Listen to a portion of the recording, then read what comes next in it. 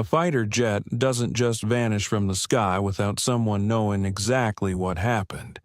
Yet here we are, watching two governments stare at each other across a chasm of completely opposite claims, both absolutely certain, both backed by evidence they swear is definitive.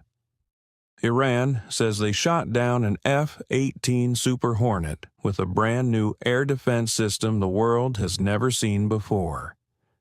The United States Central Command says that never happened, that not a single American aircraft has been lost to enemy fire in this entire operation. One of them is constructing a narrative that has no relationship to physical reality. The question isn't which side you trust more.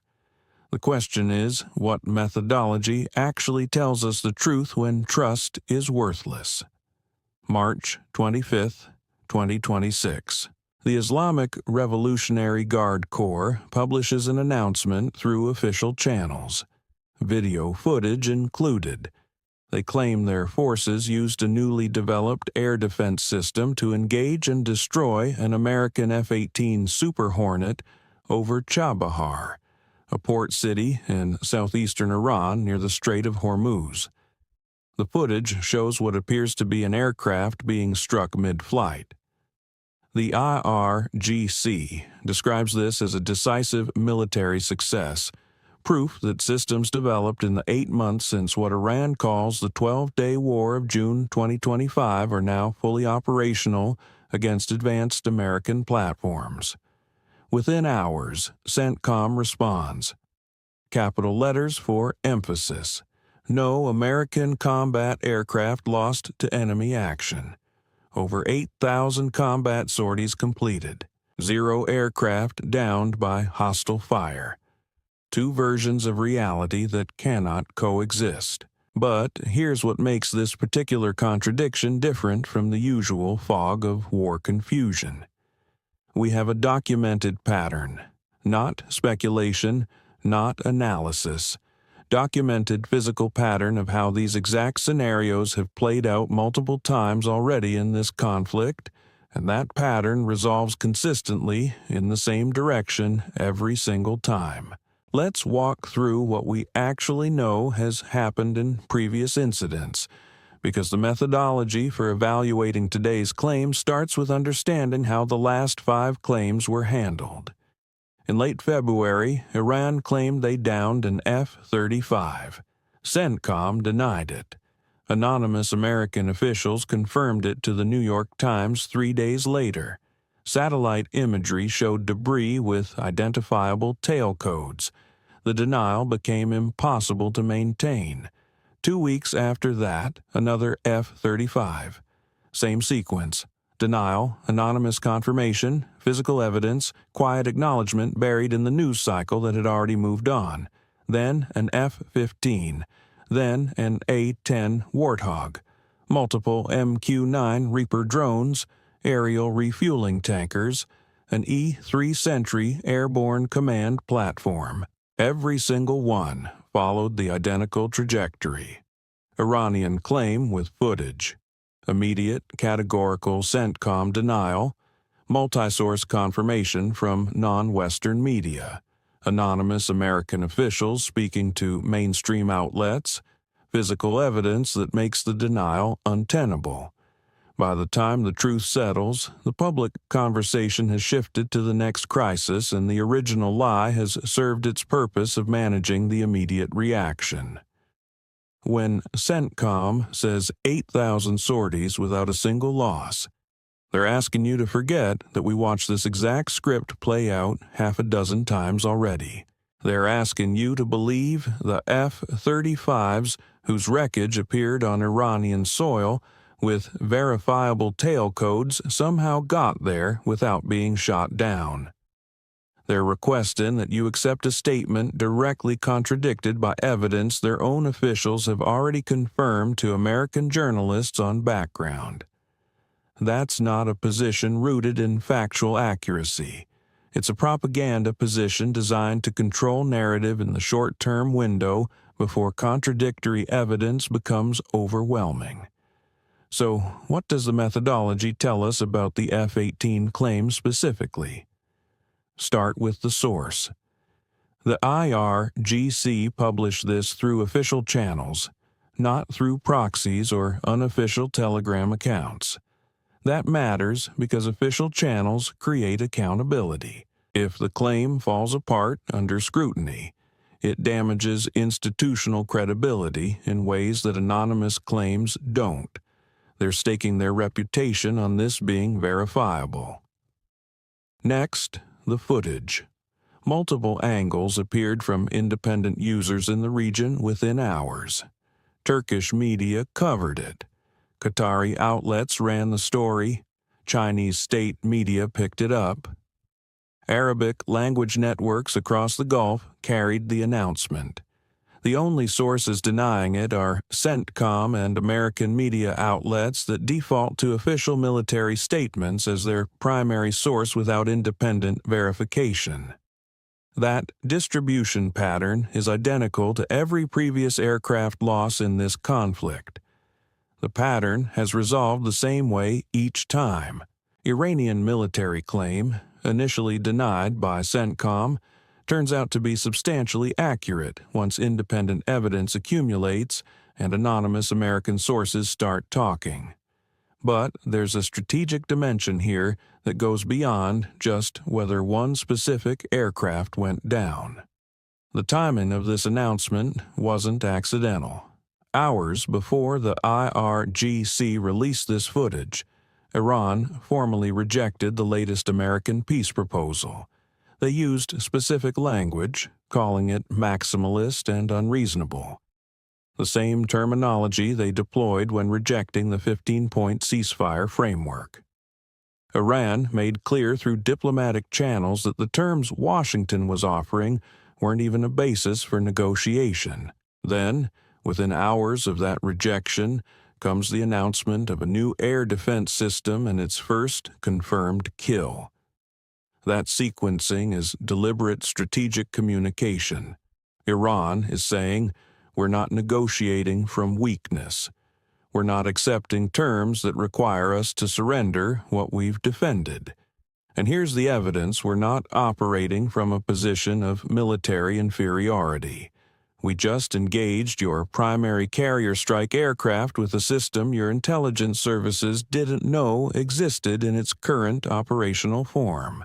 This is information warfare operating at the level where military capability and diplomatic positioning intersect.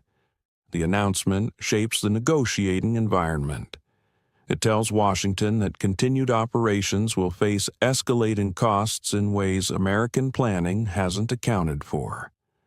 It signals to the American public, through media coverage that will inevitably follow, that official narratives about air superiority don't match observable evidence.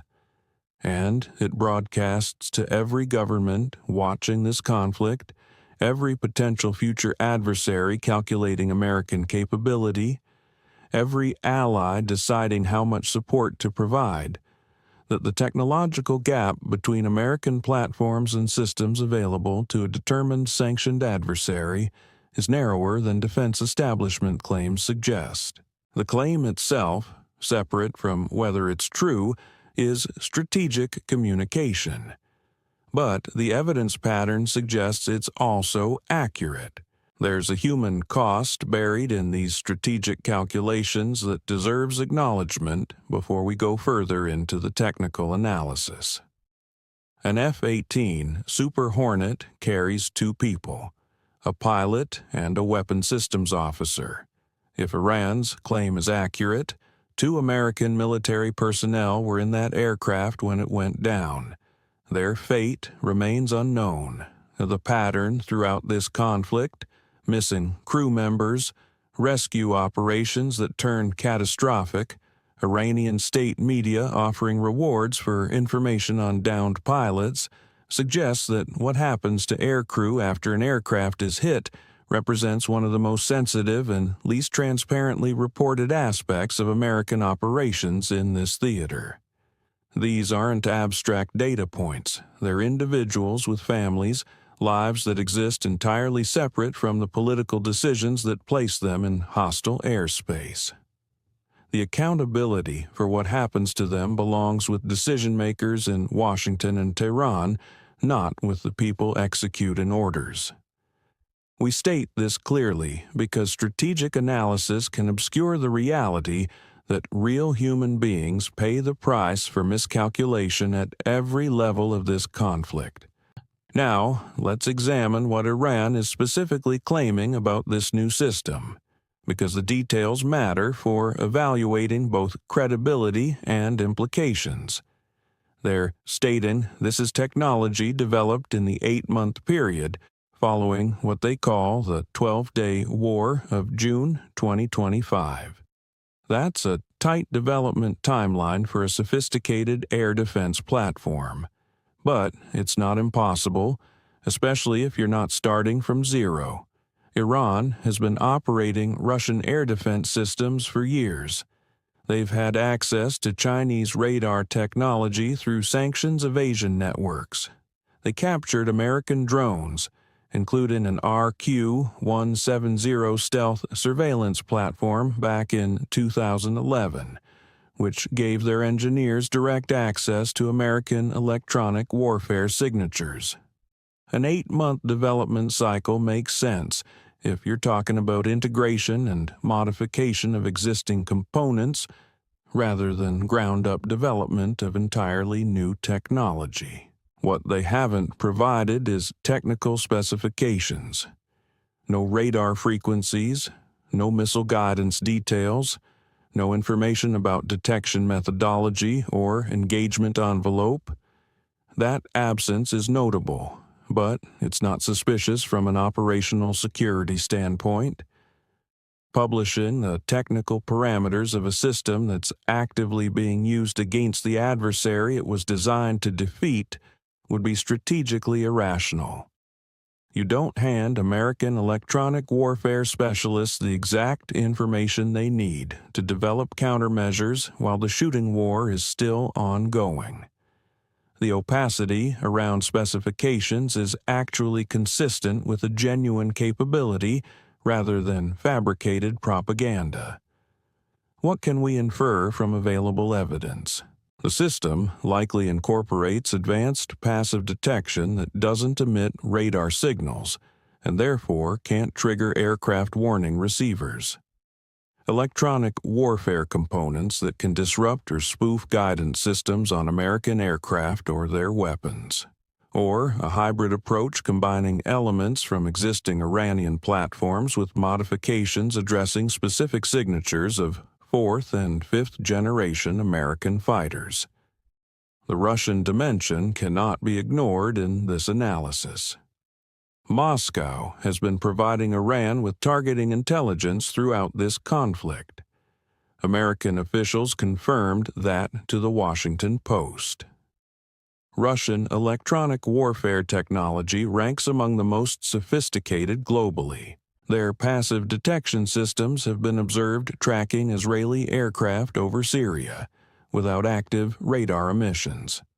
The possibility that Iran's new platform incorporates Russian technology delivered through the same supply channels providing targeting data isn't speculation. It's the most logical explanation for how a nation under decades of technological sanctions developed in 8 months a system engaging multiple generations of American combat aircraft. Consider the broader pattern of losses because this F-18 claim doesn't exist in isolation. It's the latest entry in a sequence building over weeks.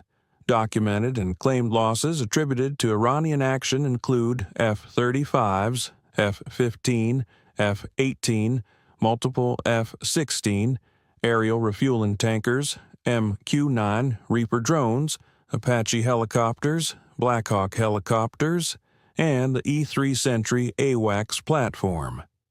Add the Kilo-class submarines operating in the Strait, deployed naval mines, and the sustained missile and drone campaign, and what emerges is an adversary that has engaged virtually every major American military platform deployed to this theater.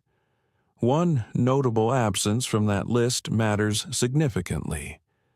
The F-22 Raptor, America's most advanced air superiority fighter, hasn't been deployed over Iranian airspace. That absence is itself informative. The F-22 is too valuable to risk in an environment where F-35s are being downed. Its non-appearance represents a data point about how American commanders are actually assessing the threat environment, even as public statements maintain everything is under control. The pattern of losses across different platform types reveals something important about Iranian air defense architecture. Different aircraft require different engagement approaches. F-35s are stealth platforms designed to defeat radar through shaping and materials. A-10s are slow, low-altitude ground attack aircraft. F-18s are carrier-based strike fighters. F-16s are multi-role tactical fighters. Each has different performance characteristics, different altitude profiles, different electronic signatures. The fact that all these varied platforms have been successfully engaged suggests not a single-point solution, but a layered, multi-spectrum defense ecosystem addressing different threat profiles through different means. This is precisely the scenario Western analysts warned about before operations began. An Iranian defensive network combining radar systems, passive infrared detection, electronic warfare, and mobile platforms in ways that could address a wider target range than any individual system approach. The accumulating evidence suggests those warnings were accurate. The timing of today's announcement deserves careful examination, because nothing about it was accidental. Hours before the Revolutionary Guard published footage of the claimed shoot-down, Iran formally rejected Washington's latest peace proposal. The rejection used specific language, describing American terms as maximalist and unreasonable. That's the identical phrasing used to dismiss the 15-point ceasefire framework covered in previous transmissions. Iran made clear through official diplomatic channels that what Washington offered provided no basis for negotiation. Then, within hours of that rejection, came the announcement. New air defense system. First confirmed kill. F-18 Super Hornet engaged and destroyed. The sequencing communicates a deliberate message. Iran is declaring it will not negotiate from weakness. It will not accept terms requiring surrender of what it has fought to defend. And here's the proof of continued capability. Here's evidence that the cost equation facing American planners keeps shifting in directions intelligence assessments didn't anticipate. This represents information warfare operating at strategic scale.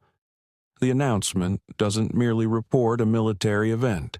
It actively shapes the negotiating environment. It tells Washington that operational costs will continue escalating through capabilities American defenses weren't configured to address. It tells the American public, through inevitable media coverage following CENTCOM's denial, that official narratives of air superiority don't align with observable reality. Most significantly, it sends a message to every government monitoring this conflict. Every potential future adversary of the United States, every ally calculating how much support to provide, every neutral nation assessing which direction this war is heading. The message is clear. The technological gap between American platforms and systems available to a determined sanctioned adversary is smaller than the defense establishment has been claiming. We're operating in an information environment where video of an aircraft being struck doesn't constitute definitive proof because artificial intelligence can generate convincing imagery.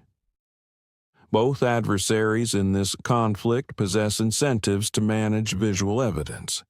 We've acknowledged that reality throughout our coverage, But we're simultaneously operating in an environment where CENTCOM's categorical denial of any aircraft losses across the entire operation, covering multiple documented incidents, isn't credible on its face. That denial has been repeatedly undermined by American officials speaking anonymously to American media outlets.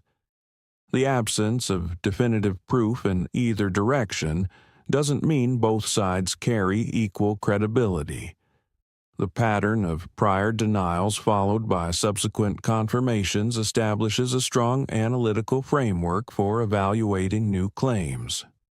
What does the multiple source confirmation methodology tell us about this F-18 claim? Turkish media covered it. Qatari outlets covered it. Chinese state media covered it. Arabic language networks covered it. Multiple independent regional users posted footage from different angles. The only sources denying it are CENTCOM and American media outlets, defaulting to official military statements as their primary source. That distribution of confirmation versus denial mirrors exactly what we've observed on every previous aircraft loss in this conflict. The pattern resolves consistently in the same direction. Iranian military claims, initially denied by CENTCOM, turn out substantially accurate. There's a human dimension to this F-18 loss that strategic analysis shouldn't entirely obscure. The Super Hornet carries a crew of 2, a pilot and a weapons systems officer. If the aircraft was shot down, as Iran claims, 2 American military personnel were in that cockpit. Their fate remains unknown. The pattern throughout this conflict, missing crew members, rescue operations turning into disasters, Iranian state television offering rewards for missing pilots, suggests the fate of downed aircrew represents one of the most sensitive and least transparently reported dimensions of American military experience in this theater. We don't wish harm on any individual military personnel, American, Iranian, or otherwise. The soldiers and pilots on all sides are people. They have families. They have lives existing outside the political decisions that place them in harm's way. Accountability for what's happening to them belongs with decision makers, not individuals executing those decisions. We acknowledge this because it's easy in analysis of strategic dynamics and information warfare and technology comparisons to lose sight of the human reality underlying all of it. Iran has now claimed with video evidence and multi-source non-Western confirmation the successful engagement of an F-18 using an air defense system. Western intelligence apparently didn't know existed in current form. This claim follows a sequence of similar claims initially denied by CENTCOM and subsequently confirmed by other American sources and independent evidence.